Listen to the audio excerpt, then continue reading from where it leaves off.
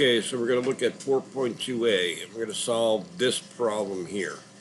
So, what we're going to do is do this so that we have a common denominator.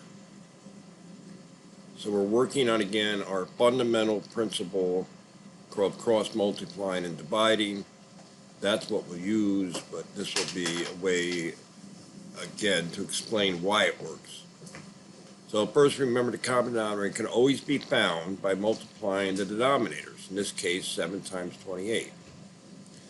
So look what I'm doing here. I'm going to take 1/2 over 7, which is here, and multiply it by 28 over 28, which is the denominator on this side. I'm going to take x over 28, which is here, and multiply it by 7 over 7. And therefore, I'm going to get, so we get this. So 1/2 times 28, which is just half of 28. Same thing as 28 divided by 2 is 14. And I just left 7 times 28 there. And on the right-hand side, I got 7x in the numerator and 28 times 7 here. Now, this, of course, 28 times 7 would be equal to this.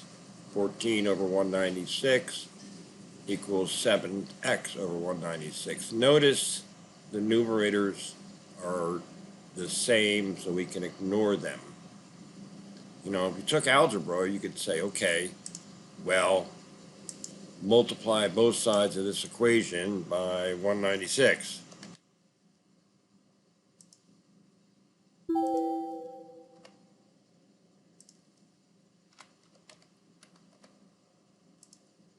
And then the 196 would, hopefully you can see, they will cancel. And you get 14 equals 7x. Divide both sides by 14, and you get x equals 2. Now this whole long process here of multiplying this side of the equation by 28 and this side of the equation by 7 can be simplified because you're going to wind up with a common denominator. So therefore, this is a shortcut. All we have to do is go 28, 1/2 times 28 is 7. And that's going to equal 7 times, 1/2 times 28, I'm sorry, is 14. And that's going to equal 7 times x. So then we're just going to divide both sides by 7. Divide this side by 7 and divide this side by 7. The 7's cancel here. You get 1x. So you actually reduce. 7 over 7 is 1. So you get 1x equals 2. So you get x equals 2. So this is the fundamental technique here that we're going to use. This is showing and proving to you that this is true. And that's the whole idea of this. So now that you've got this is what you're going to use. So the definition, a ratio is a comparison of the relative size of two or more quantities. The relative size. If the ratio of quantity A to quantity B is 3 to 5, or 3 to 5 means the same thing, then there are 3 units of quantity A for every 5 units of quantity B. It doesn't mean there's 3 units of quantity A. It just means that's the relative ratio. Order matters. You must always pay special attention to which quantity is the first thing and which quantity is the second thing. So this sort of illuminates that. Example 4.3. You have a 1/2 bushel of apples, which is 2 pecks and costs $42. How much would it cost for 6 pecks of apples? So in this example, we're gonna set this up. Order matters in a proportion. Now it doesn't matter if you put the $42 on the top and the 2 pecks on the bottom, but then by gosh, you better put the X dollars on top and the 6 pecks on bottom. That's what it means by order. I mean, the ratio 2 pecks to $42 is the same ratio as $42 to 2 pecks. Notice how order matters. Writing down the units is most helpful. I can't express that enough. So in this case, I could use the idea of equivalent fractions and just go ahead and multiply pecks by 3 and $42 by 3. Understand that? And then we get 6 pecks equals 3 times $42. But we're always not going to have something nice and neat. We might have something like this. 9 pecks. Well, 2 times what is 9? You can figure it out, but it gets more difficult. So we're going to use our fundamental technique of cross multiplying and dividing. 2 pecks times x is 2x. $42 times 6 is $2.52. Notice we're solving for dollars here. So I get 6 times 42 is 2x. 2.52 equals 2x. Divide both by 2. 2x divided by 2 is 1x. 1x is x. And the answer is $126. So here's an example 3.A, 4.3a. So Marchetta took a trip to Mexico. Upon leaving, she decided to convert all of her pesos back into dollars, which people do all the time. How many dollars did she receive if she exchanged 300 pesos at a rate? Here's the rate. When it says rate, it means ratio. There's the ratio. Solve the problem using both scaling and the fundamental technique. So I'm going to use both techniques here. So I'm going to write down my ratio, or my rate. It's actually a ratio. This to this. I'm going to multiply it by some number 1, and I'm going to get this. So the question is 11.1 times what number is 300? Now, how would you solve that? You might want to pause it and think about it, and then come back.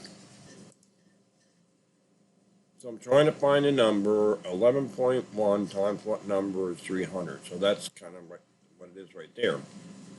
It's really a fact family, or just divide both sides by 11.1, and I get 300, and I get 27.03. So I would put up here 27.03. And hopefully you know that I'm going to put 27.03 down here too. So this is using the idea from equivalent fractions. And so the answer here is going to be simply 5.3 times 2703, which is 143.26. Whoops. 143.26 dollars. So this should look really familiar from all the fractions we did, finding an equivalent fraction. You know, please understand that 5.30 over 11.1 is the same number as 143.26 over 300.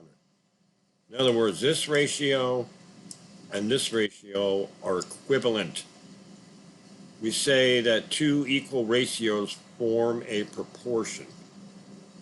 So we're going to go back and do the same problem using our fundamental technique of cross multiplying and dividing, which is really what we're going to use almost all the time.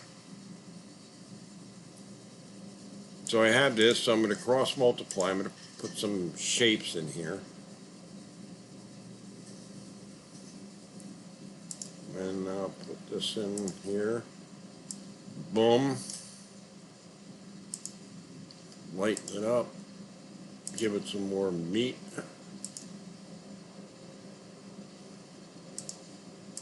Cross multiply.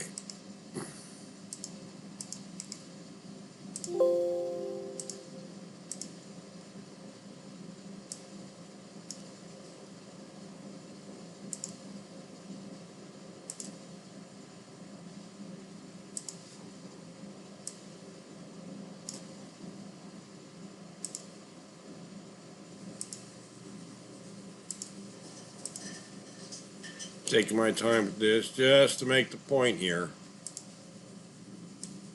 This is the fundamental technique when you have one ratio and you're trying to find another equivalent ratio. Cross multiply and divides. And so you might want to just think about what I'm going to get here for a second. And you can see when I cross multiply, I get exactly 5.3 times 300 equals 11.1 times x. That is this, that is this. Now my question to you is, what am I going to divide by? What here am I going to divide by?